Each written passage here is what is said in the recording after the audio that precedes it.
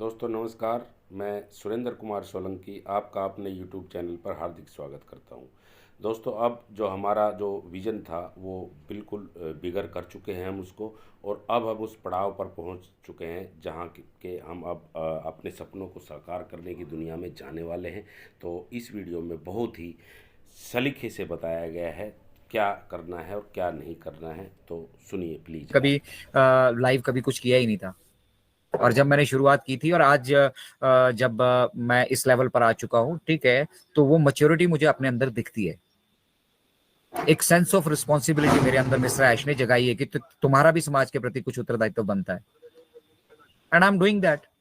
और अब ये करते हुए क्या होता है, हो सकता है आपका परिवार, आपके दोस्त ना सुन रहे हो, मेरे यहाँ वैसा ही एग्जैक्टली वही अनुभव मेरा है। मेरा परिवार, मेरे दोस्त सुनते नहीं है, एक मेरी माता को छोड़ के, ठीक है। पता सबको सब कुछ है, उनको ये पता है कि ऑन पैसिव आएगा तो ऐसा होगा, ऑन पैसिव आएगा तो वैसा होगा, हम ये कर लेंगे, हम वो कर लेंगे। ये कैसे हो रहा है, इसका क्या रोल होने वाला है, और इसको हम कैसे अचीव करेंगे, और क्या हम अभी तक अचीव कर चुके हैं, और किस पड़ाव पे हम, किस स्टेज पे, उन्हें नहीं मालूम है। एजुकेटेड नहीं हो रहे हैं, आए ही नहीं, वो ऑन पैसिव यूनिवर्सिटी में आए ही नहीं, जुड़े ही नहीं। वैसे ही लोगों को यहाँ पर, उन्हीं को जो है वो संशय की स्थिति में है, ठीक है। तो अगर आप महीने की इनकम से छुटकारा चाहते हैं, हफ्तों की इनकम से छुटकारा चाहते हैं, और आप चाहते हैं कि आप पर सेकंड इनकम की तरफ बढ़े, that is the bigger vision.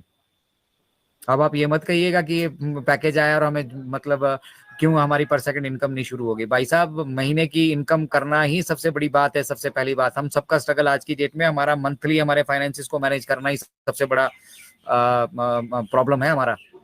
और यहाँ पे मिस्टर आयुष क्या बोल रहे हैं कि हम आपको जब कैटमो में लेकर जाएंगे, जब वो कैटमो का कैट कंप्लीट होगा, जब हम कंप्लीटली ऑटोमेशन पे होंगे, तो आप सोचिएगा, आप पर सेकंड वहां पे रेवेन्यू जनरेट कर रहे होंगे। That is what is called, मतलब अपने विजन को बिगर कीजिए। अब लोग बिगर कैसे कर रहे हैं कि यार मतलब मुझे 5 लाख 50,000 आ जाता, 10,000 आ जाता, 20,000 आ जाता, 30,000 आ जाता। कुछ लोग और मतलब बिगर कैसे कर रहे हैं, मुझे 1 करोड़ आ जाता, मुझे 2 करोड़। अरे भाई, आएगा कैसे, क्या उसका सिस्टम है, और उस सिस्टम में हमारा क्या रोल है। देखिए, 10 के 20, 10 तो मिस्टर ऐश करके आपको दे रहे हैं, अब उसके 20 और 30 कैसे बनाने हैं, that it depends on you. एक इंटरनेट पे दुकान मतलब बिजनेस करने के लिए जो कुछ भी चाहिए, सब कुछ, डिजाइनिंग विजाइनिंग, वेब होस्टिंग, ये वो ब्ला ब्ला, सब कुछ मिस्टर ऐश करके दे रहे हैं। इवन सामान भी मिस्टर ऐश डाल कर दे रहे हैं। उससे आगे क्या। अच्छा, फिर लोग अभी अभी कहां तक स्टक है कि हमें रेवेन्यू कैसे जनरेट होगा, ठीक है। मतलब हमें हमें यहां से रेवेन्यू जनरेट होगा, कैसे जनरेट होगा नहीं सीखना है। उसको यूटिलाइज करके हम मल्टीपल कैसे कर पाएंगे नहीं सीखना है। वेबसाइट क्या है, डोमेन नेम क्या है नहीं सीखना है। ओ कनेक्ट में क्या फीचर्स आ चुकी हैं, उनका क्या यूटिलाइजेशन है नहीं सीखना है। ऑन पैसिव इकोसिस्टम में हम वहां पे हमारे ओ फाउंडर्स के लिए स्पेशल सेक्शन है, ठीक है, उधर जाना है नहीं जाना है। लिंक चाहिए, व्हाट्सएप पे चाहिए।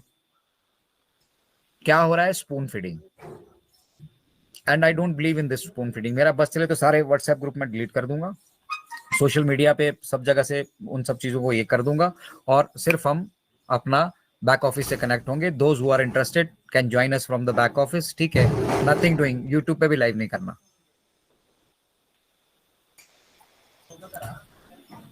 इस मतलब लेवल से जो है, जब आपके अंदर अंडरस्टैंडिंग पैदा होगी ना, अपने प्रोडक्ट के लिए प्यार पैदा होगा। हम क्यों कोशिश करते हैं कि हम इसको, हम चाहें तो इसको ओबीएस पे ले जाके यूट्यूब पे लाइव कर सकते हैं।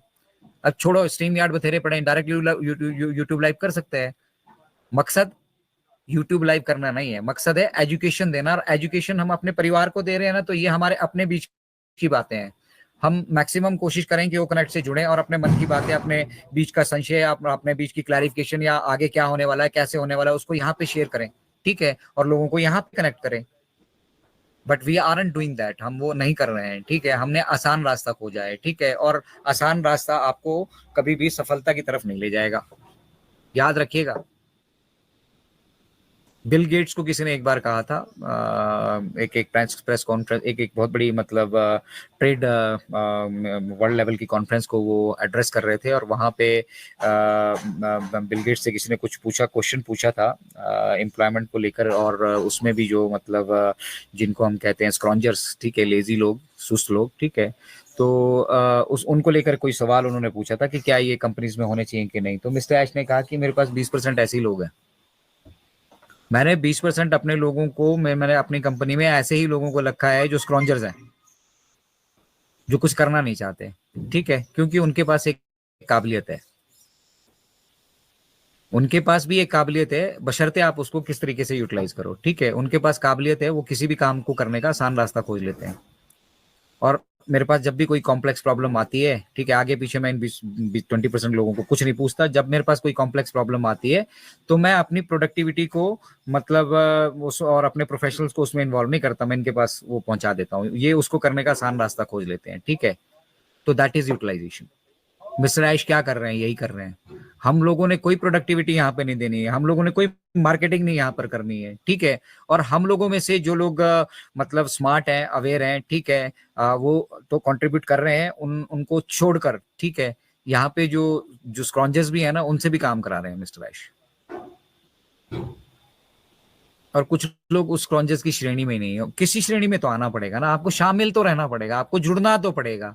आप इस सिस्टम से जब जुड़ जाएंगे फिर आप स्क्रॉन्जिंग मारिए। ठीक है, आपको किसी ने नहीं कहा कि आप रोज ही मेल करिए, रोज ही ये करिए, लेकिन आप एंगेज रहिए, उसका यूटिलाइजेशन आपको क्लैरिटी होनी चाहिए। ठीक है, और जब तक आप एंगेज नहीं है तब तक हम आपसे कह रहे हैं कि डेली की एक्टिविटी कीजिए, क्योंकि वो आपको एंगेजमेंट सिखाएगी। Once you are engage, you are going to utilize this section. मेरी जितने भी ऑफिशियल एड्रेसेस हैं, चाहे वो मेरी पेंशन आती हो उसके एड्रेसेस हो, या मेरे बच्चों की स्कूल की फीसेस जाती हो, स्कूल में जाता हो, सब सब जगह ओमेल है। And those who are serious about future, those who knows, जिनके पास नॉलेज है, जो टेक्नोलॉजी को समझ रहे हैं, ठीक है, वो जैसे ही वहां पर देखते हैं omel.ai, वो तुरंत पूछते हैं। 99% लोगों को कोई लेना देना नहीं है, लेकिन 0.1% जो अवेयर है, एजुकेटेड है, वो तुरंत पूछते हैं कि सर ये .ai क्या है, .com तो देखा, .org तो देखा। मैं उनको सिंपल बताता हूँ, मैं कहा इसका मतलब है असीमित संभावना है। असीमित संभावनाओं वाली मेल है ये, अभी जस्ट बन रही है। ठीक है, अभी ये वो काम आपको मतलब ये जो ओमेल है करके दिखाएगी। आप ऐसे ही नहीं अपना जो जीमेल के लिए मतलब कुछ बिलियन डॉलर्स का, अब मुझे एग्जैक्ट अमाउंट नहीं याद आ रहा है। ठीक है, इन्होंने रखा था हमारे जो गूगल के सीईओ हैं, ठीक है, उन्होंने बजट रखा था जीमेल के लिए कि जीमेल पे वो कुछ और डेवलपमेंट करेंगे। ओमेल के आते ही उन्होंने क्यों ड्रॉप कर दिया उसको, समझिए ना। वो भी वो देख रहे हैं कि भाई अब इससे आगे तो नहीं जा सकता मैं, इससे आगे इसमें कोई संभावना मौजूद नहीं है। और उनको भी ये भी मालूम है कि ये जीमेल फीमेल लेना देना अगड़म बगड़म, ये बस एक आध 2 साल 4 साल की बातें हैं। ठीक है, उसके बाद दुनिया में अगर कोई मेल होगी तो वो मेल ही होगी। तो जीमेल भी जब तक पॉपुलर नहीं थी, उसका यूटिलाइजेशन नहीं था, एंड्रॉयड नहीं आया था, कोई जीमेल को नहीं पूछता था। एंड्रॉयड आने के बाद आपको पता है कि प्ले स्टोर चलाना है, सब कुछ चलाना, सब कुछ करना है, तो बिना जीमेल के होना नहीं है। मजबूरी में लोगों ने जीमेल बनाना शुरू किया। आप समझिए जीमेल का कितना बड़ा मतलब रीच हो गई। और दूसरा, मार्केटिंग का इंटरनेट पे सबसे बेस्ट मेथड जीमेल है, मतलब ईमेलिंग है। अब ईमेल में वो जीमेल को कितना पोर्शन मिलता है, याहू को कितना मिलता है, रेडिफ को कितना मिलता है, सबका अपना अपना कारोबार है, सबकी अपनी अपनी दुकानें चला रहे हैं सब।